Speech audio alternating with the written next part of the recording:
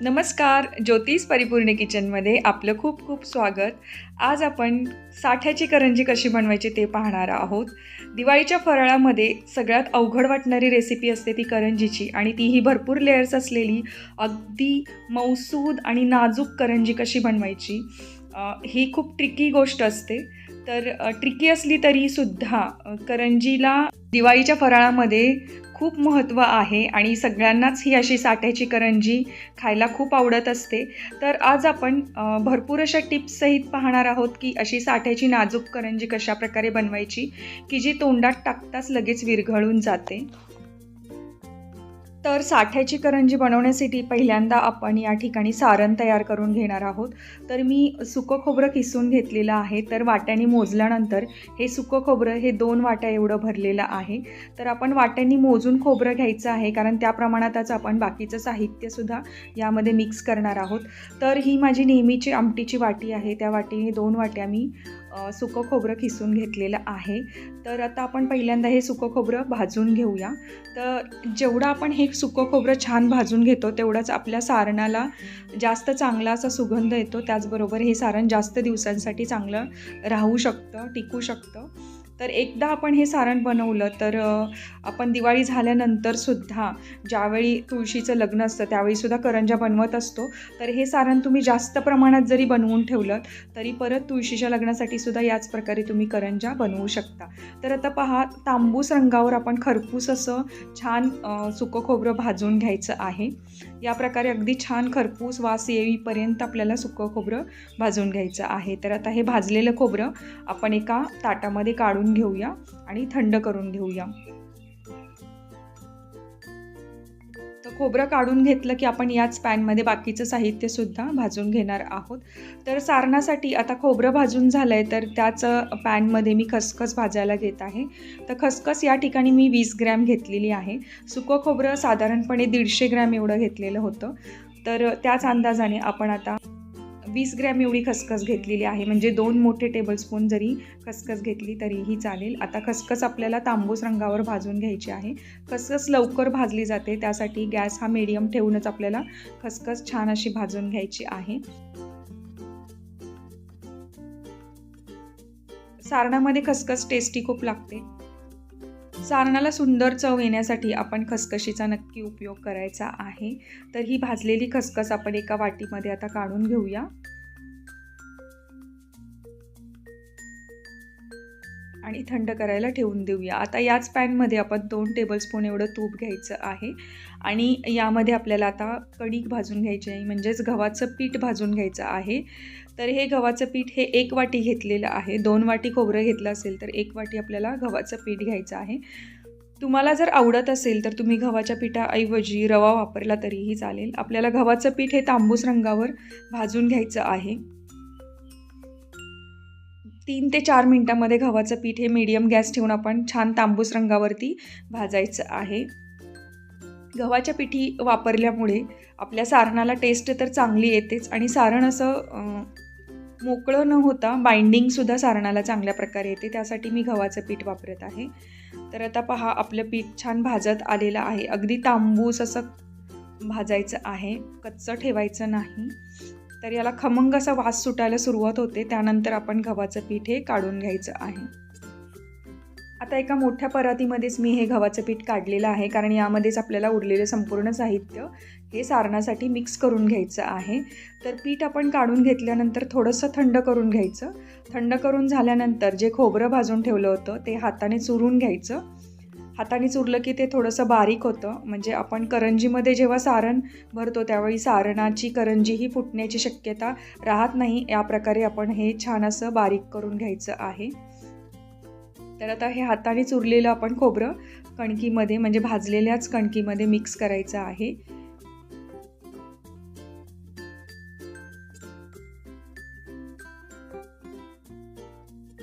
तर यामध्ये आता आपण मिक्स करूया पिठी साखर. तर ज्या वाटीने मी गव्हाचं पीठ मोजलं होतं किंवा खोबरं मोजलं होतं त्याच वाटीने हे 1.5 वाटी एवढी पिठी साखर आपण मिक्स करायची आहे.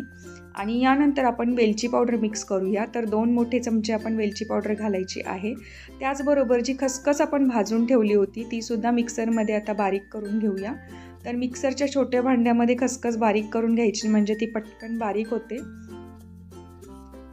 आता खसखशीची पूडसुद्धा आपण सारणामध्ये मिक्स करून घ्यायची आहे.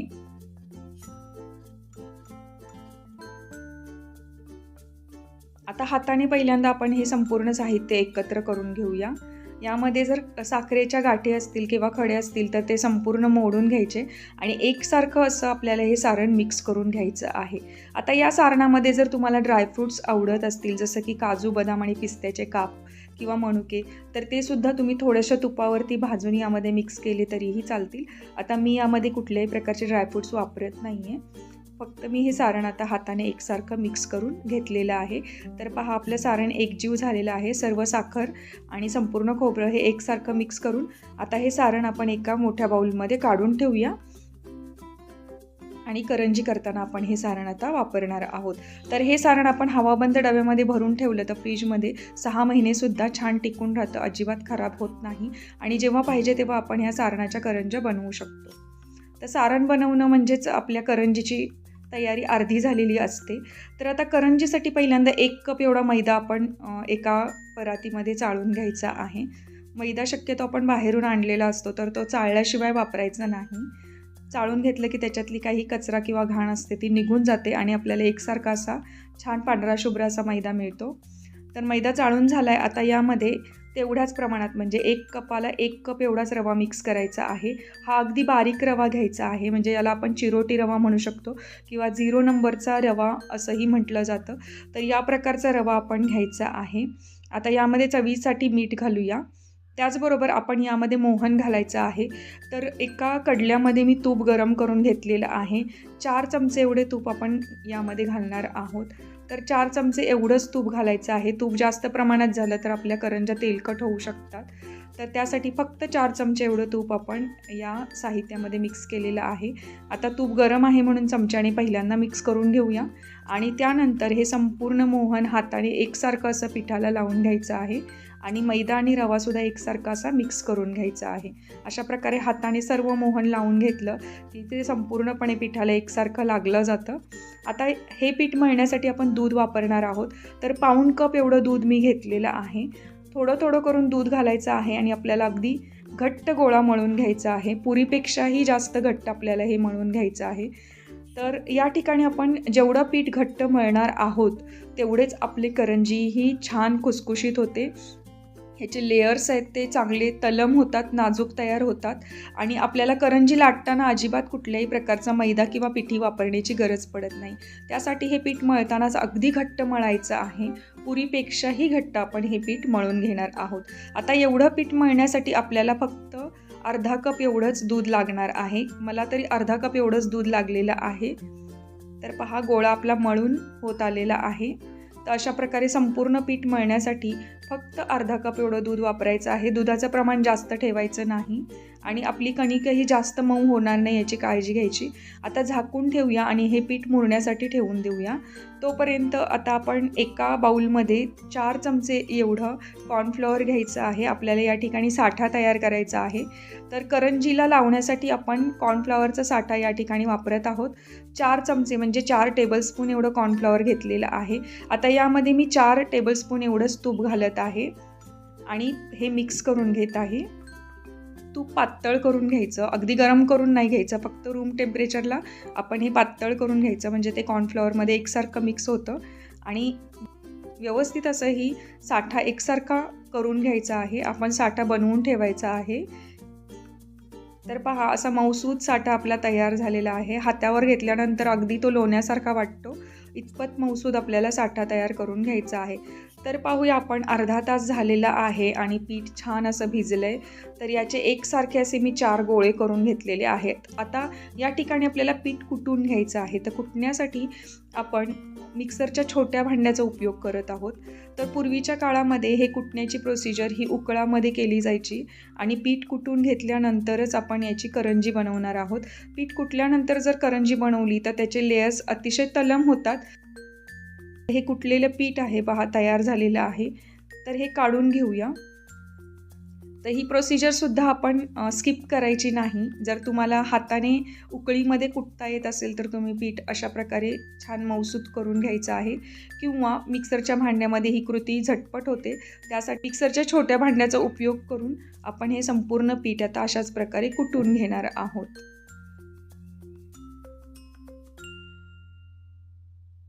आणि कुटल्यानंतर आपण हे पीठ परत एकदा मळून घ्यायचं आहे. आता उरलेले 2 गोळे सुद्धा मी याच प्रकारे कुटून घेणार आहे आणि एकसारखे असे मिक्स करून घेणार आहे. तर पहा, आपलं पीठ हे छान आता एकसारखं झालेलं आहे, मऊसूत झालेलं आहे. आणि आता हे एकत्र करून घेऊया. आपल्याला करंजी करण्यासाठी थोडेसे व्याप तर पडतात, परंतु या प्रकारे जर आपण संपूर्ण प्रोसिजर फॉलो केली तर या प्रकारे तयार झालेली करंजी अतिशय नाजूक तयार होते आणि त्याचबरोबर ती तोंडात टाकल्यानंतर लगेच विरघळते, इतपत ती छान अशी मऊसूत तयार होते. तर पहा, आपला आता हा पिठाचा गोळा छान तयार झाला आहे. याचे एकसारखे असे 6 गोळे करून घ्यायचे आहेत, कारण या 6 गोळ्यांच्या आपण 6 मोठ्या पोळ्या लाटून घेणार आहोत.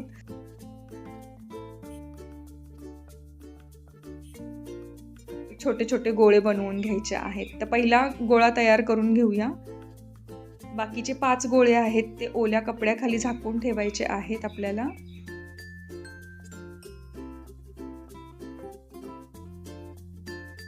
आता पहिली मोठी पोळी लाटून घेणार आहोत आपण.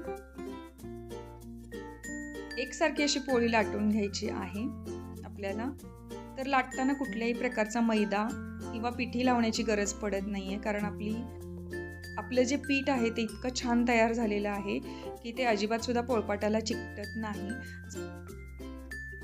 तर हेच पीठ जास्त ओलसर झालं तर आपल्याला पिठी लावण्याची गरज पडते. तर या ठिकाणी पाहू शकताय तुम्ही, पिठी न लावता सुद्धा छान असं आपलं मोठी पोळी लाटून झालेली आहे. त्यासाठीच आपण पीठ मळताना अतिशय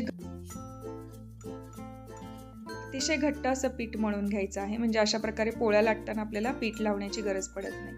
आता पहिली पोळी लाटून झालेली आहे, आपण एका ताटामध्ये काढून घेऊया. आणि दुसरी पोळी याच प्रकारे आपण आता मोठी अशी पोळी लाटून घ्यायची आहे. तर या ठिकाणी पोळ्या मोठ्या लाटता याव्यात म्हणून मी चॉपिंग बोर्डचा उपयोग करत आहे. तुम्ही एखाद्या मोठ्या पाटाचा उपयोग करू शकता, किंवा मोठं पोळपाट तुमच्याकडे असेल तरी त्याचा सुद्धा तुम्ही उपयोग करू शकता. तर या ठिकाणी मी पहा, दुसरी पोळीसुद्धा छान अशी मोठ्या आकाराची, थोडीशी लांबट आकाराची लाटून घेतलेली आहे. आता जो साठा तयार करून घेतलेला त्याच्यातला 1 चमचा साठा आपण पोळीवर काढून घ्यायचा आहे आणि हाताच्या साहाय्याने ज्या प्रकारे व्हिडिओमध्ये दाखवलेला आहे त्या प्रकारे संपूर्ण पोळीवरती साठा हा बोटांनी पसरवून घ्यायचा आहे. एकसारखा असं संपूर्ण साठा लावून घ्यायचा पोळीला पहिल्यांदा. आणि जी आपण पहिली पोळी लाटून ठेवली होती ती पोळी आता यावरती पसरवायची आहे. पसरवताना यामध्ये हवेचा गॅप राहिला नाही पाहिजे याची काळजी घ्यायची. हाताने दाबून पूर्णपणे पोळी पसरवून घ्यायची. आता 1 चमचाभर साठा परत आपण या पोळीवरती लावणार आहोत. तर हा संपूर्ण साठा हा बोटांच्या व्यवस्थित असा सर्व बाजूनी पसरवून घ्यायचा आहे. एकसारखा असा कडेपर्यंत साठा लावून घ्यायचा, म्हणजे जेव्हा आपण ही गुंडाळी करून घेतो तेव्हा ती सर्व बाजूनी अशी एकसारखी बंद होते आणि चिकटली जाते, म्हणजे याचे सर्व लेयर्स हे एकसारखे असे एकमेकांवरती बसले जातात. तर आता ही गुंडाळी कशी करायची ते पाहून घेऊया. आपण संपूर्ण अशी पोळीची गुंडाळी करून घेणार आहोत. हाताने आणि बोटाने दाबत दाबत याच्यातला संपूर्ण हवा काढून टाकायची आणि छान अशी एकसारखी गुंडाळी आपण करून घ्यायची आहे. या प्रकारे रोल तयार करून घ्यायचा आहे मोठासा.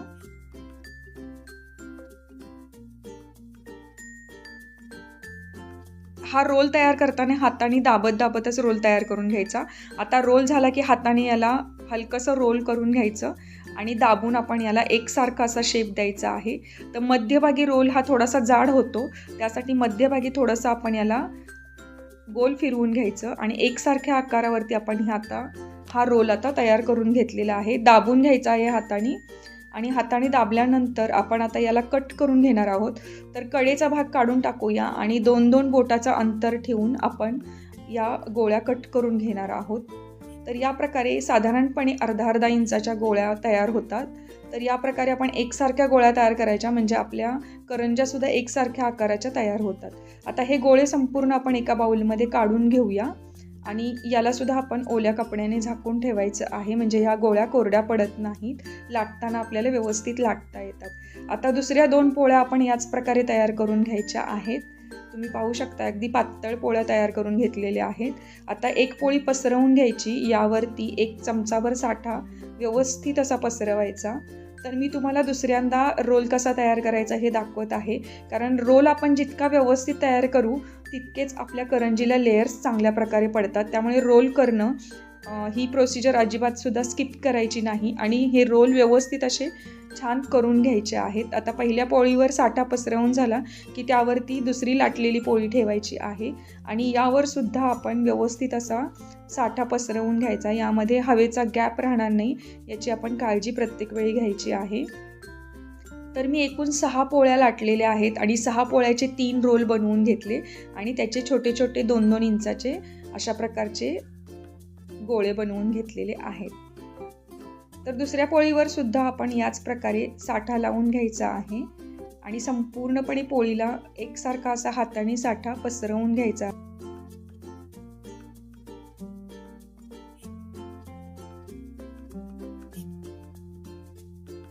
आणि आपल्याला आता याचा रोल तयार करायचा आहे. तर रोल तयार करताना संपूर्णपणे दोन्ही पोळ्या एकत्र अशा दाबून बसवून घ्यायच्या आहेत.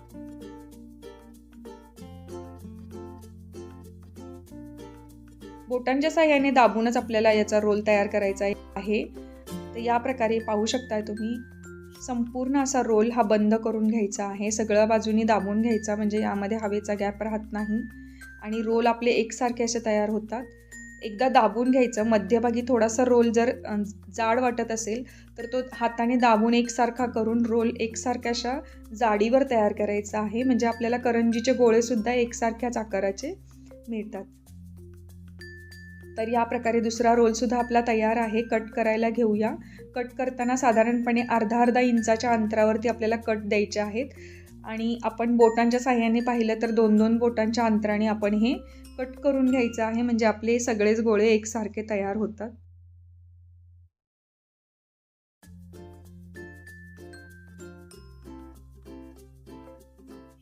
सर्व रोल आपण आता ओल्या कपड्याखाली झाकून ठेवायचे आहे, म्हणजे हे लाट्या लाटताना कोरड्या पडत नाहीत.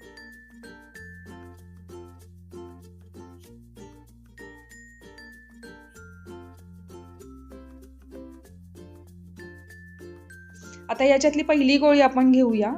तर पहा, उभट अशा आकाराने ठेवायची आहे, म्हणजे लेयर्स कट केलेली बाजू दोन्ही बाजूला येणार आहे. अशा प्रकारे आपल्याला गोळी दाबून घ्यायची आहे आणि अशाच प्रकारे आपल्याला लाटून घ्यायची आहे. तर लंब आकृतीत आपल्याला हा गोळा लाटून घ्यायचा आहे.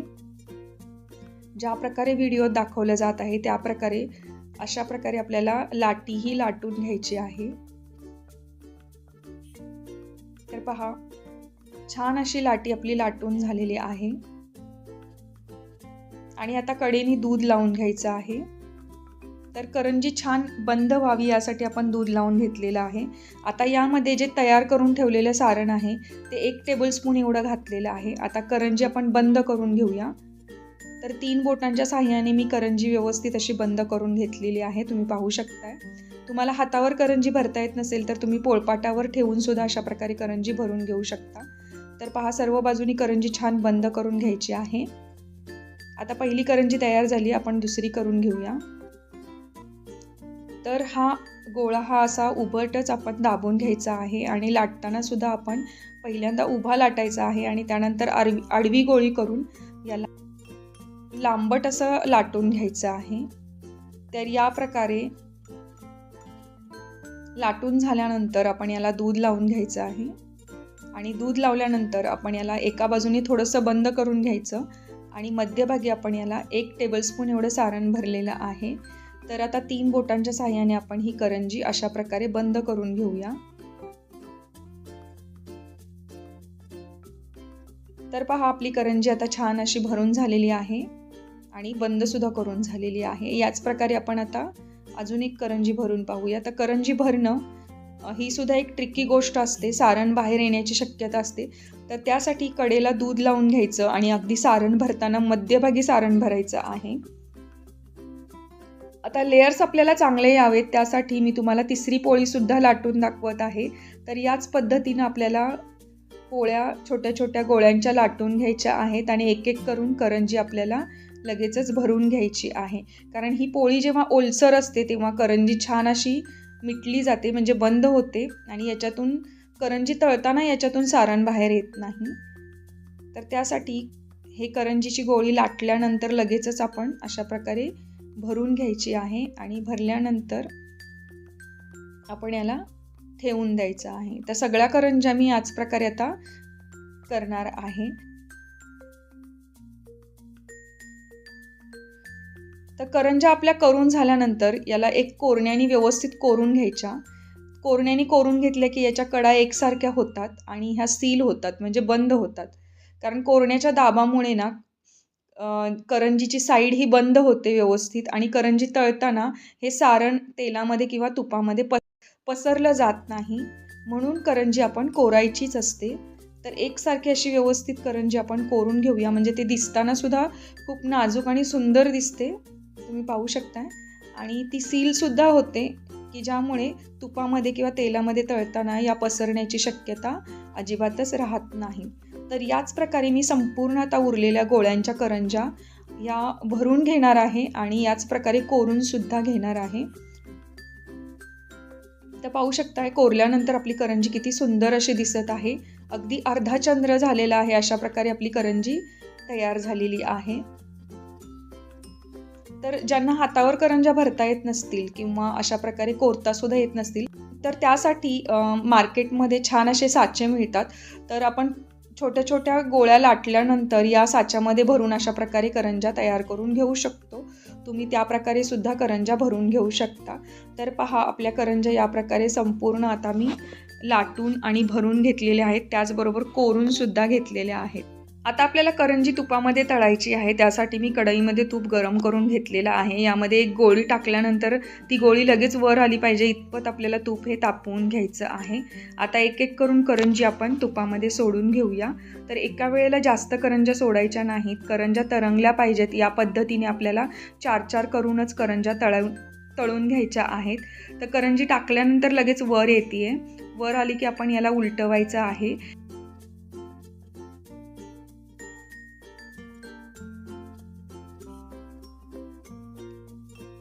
तर आता एकदा करंजी सोडल्यानंतर तेलाचं टेम्परेचर चांगलं सेट झालेलं असतं.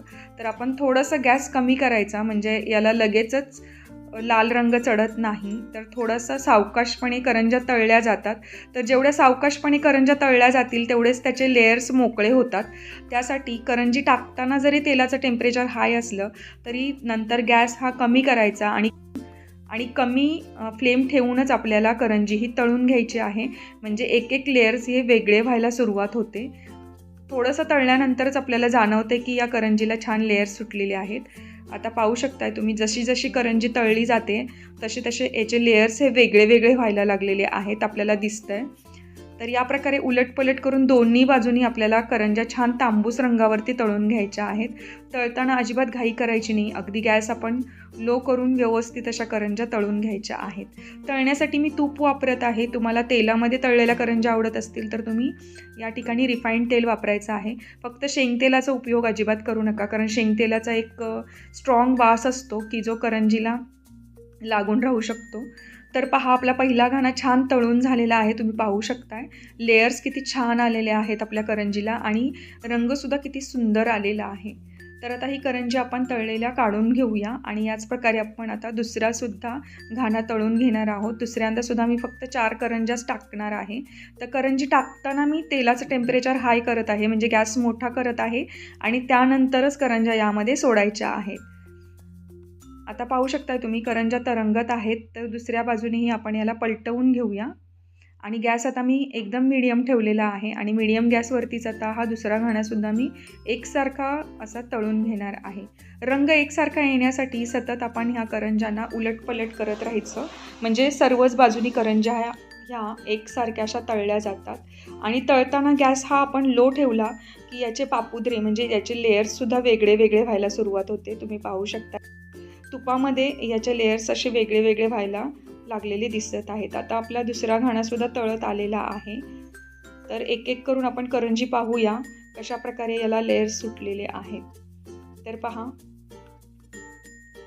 छान असे आपले सर्व बाजूनी करंजी तांबूस रंगावर तळून झालेली आहे. आणि आता आपण ही निथळून काढून घेऊया. तर पहा, काढून घेतानाच आपल्याला जाणवते की याचे लेयर्स किती मोकळे झालेले आहेत. तर या प्रकारे आपला दुसरा घाणा सुद्धा करंजीचा तळून झालेला आहे.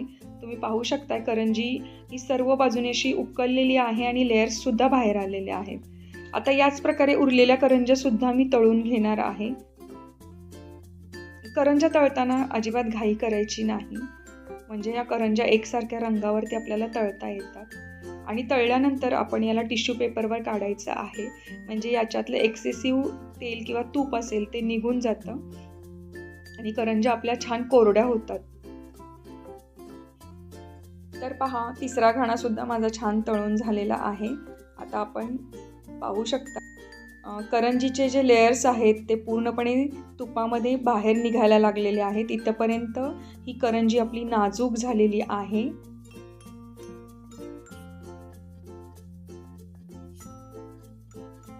तर हे तळलेली करंजी आता काढून घेऊया आणि एका प्लेटमध्ये ठेवून आपण थंड करून घ्यायचे आहे. थंड केल्यानंतर याचे जे पापुद्रे आहेत ते मोकळे होतात आणि छान दिसायला सुरुवात होतात.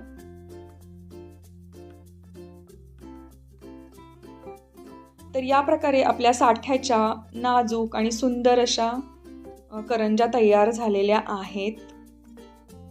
त्या जितक्या नाजूक दिसत आहेत तितक्याच त्या खायला सुद्धा अतिशय मऊसूद आणि तोंडात टाकल्यानंतर विरघळणाऱ्या अशा होतात.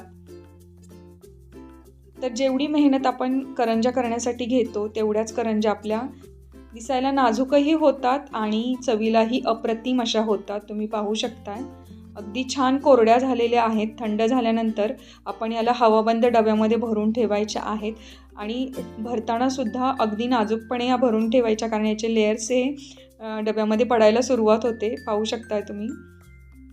तर एका ताटामध्ये मी आता या सर्व करंज्या अरेंज करत आहे आणि थंड करून घेत आहे.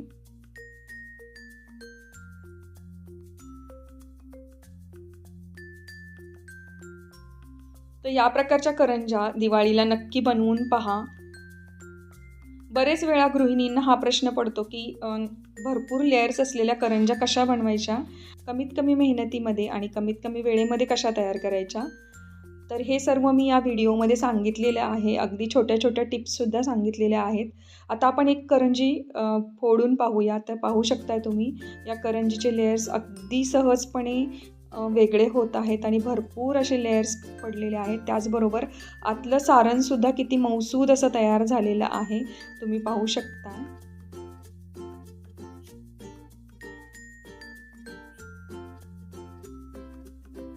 तर तुम्ही सुद्धा यावेळी दिवाळीच्या फराळामध्ये अशा प्रकारे साठ्याच्या करंज्या नक्की बनवून पहा.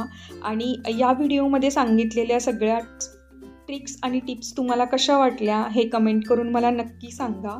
हा व्हिडिओ तुम्हाला कसा वाटला हे सुद्धा कमेंट करून तुम्ही मला नक्की सांगा. त्याचबरोबर हा व्हिडिओ आवडल्यास व्हिडिओला जास्तीत जास्त लाईक करा, त्याचबरोबर शेअरही करा.